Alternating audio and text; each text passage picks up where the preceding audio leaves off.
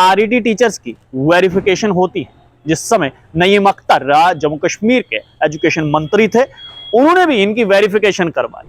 उसके बाद समय समय से इन आरईटीज की जो है वो वेरिफिकेशंस होती रहती हैं। अच्छी बात है, होनी भी चाहिए, ट्रेनिंग्स होती हैं, होनी चाहिए।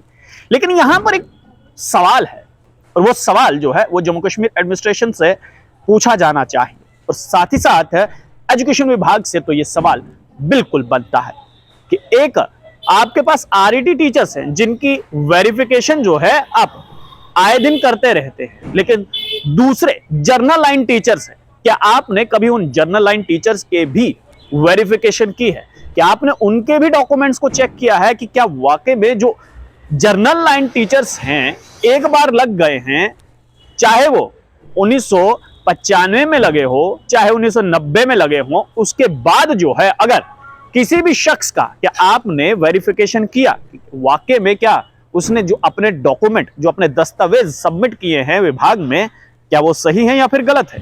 क्योंकि देखिए आरईटी टीचर्स के लिए तो समय दर समय बाद जो है वो इस प्रकार का फरमान निकलता है कि इनके डॉक्यूमेंट वेरिफिकेशन कीजिए, कहीं फर्जी तो नहीं है। लेकिन जर्नल लाइन के जो टीचर्स हैं इनके लिए भी एक फरमान जारी कीजिए और इनके भी दस्तावेज चेक कीजिए कि क्या वाकई में जितने भी अभी तक जर्नल लाइन टीचर्स पढ़ा रहे हैं, चाहे वो स्कूल प्राइमरी स्कूल्स में हैं, मिडिल स्कूल्स में हैं, हाई स्कूल्स में हैं, या फिर हायर सेकेंडरी लेवल पर है, कोई भी अध्यापक जो है जनरल लाइन में है उसका भी डॉक्यूमेंट चेक कीजिए कि क्या वाकई में उसने सही दस्तावेज अपने सबमिट किए हैं या फिर नहीं। देखिए सीधी सी बात है, यहां पर जनरल लाइन टीचर्स का ट्रांसफर पॉलिसी बना हुआ है, वो कहीं पर भी जा सकते हैं, लेकिन आरईटी टीचर्स उनकी ट्रांसफर नहीं है। महिलाओं के लिए अगर मैं जनरल लाइन टीचर्स की बात करूं तो वहां पर सबसे प्राथमिकता पर यह रखा गया है कि जो नजदीक में होगा स्कूल वहां पर महिला की ट्रांसफर की जाएगी। लेकिन आरईटी टीचर्स में अगर महिला आती है तो उसके लिए यह प्रावधान नहीं, उसकी ट्रांसफर नहीं हो सकती है। अब देखना यहां पर यह है कि जनरल लाइन टीचर्स का काम क्या है? बच्चों को पढ़ाना। आरईटी टीचर्स का काम क्या है? बच्चों को पढ़ाना। जब दोनों का काम एक है तो प्रावधान अलग अलग क्यों है?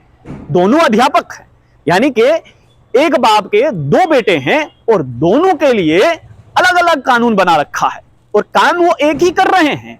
चलिए मान लेते हैं कि आरईटी टीचर जो हैं वो पहले कॉन्ट्रेक्चुअल बेस पर थे, लेकिन अब वो परमानेंट हो चुके हैं।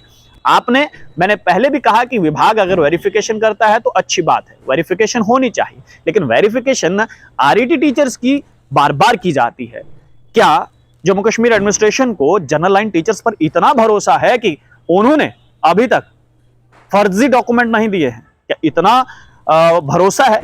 या फिर अगर कभी वेरिफिकेशन हुआ है या फिर नहीं हुआ है तो करवाना चाहिए, एक बार जरूर करवाइए। अगर नहीं हुआ है और अगर हुआ है तो अच्छी बात है, एक बार और करवाइए। हो सकता है बहुत सारे ऐसे जनरल लाइन टीचर भी निकल जाएं जिन्होंने फर्जी दस्तावेज जो है वो जमा करवाए हों। और ट्रांसफर पॉलिसी आरईटी टीचर्स के लिए नहीं है, जनरल लाइन टीचर्स के लिए है। जनरल लाइन टीचर्स जो महिलाएं हैं उनके लिए प्राथमिकता पर यह रखा गया है कि जो रोड साइड पर स्कूल होगा वहां पर उसका ट्रांसफर किया जाएगा। लेकिन वही महिला टीचर जो है अगर आरईटी है तो आपको 20 किलोमीटर दूर भी जाना पड़ेगा रोड से, आपको 10 किलोमीटर भी दूर जाना पड़ेगा। ये प्रावधान जो है वो अलग अलग नहीं होने चाहिए।